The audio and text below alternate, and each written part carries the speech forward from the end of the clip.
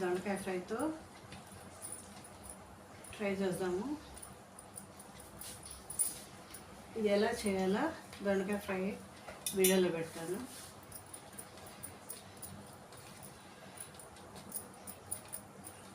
వేడి వేడి దొండకాయ, నెయ్యి, పప్పు చారు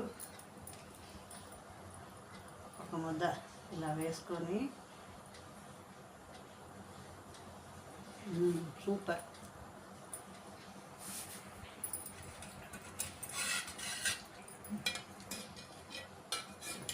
పప్పుచారుతో కొద్దిగా పప్పుచారు, నెయ్యి, హోమ్ మేడ్ నెయ్యితో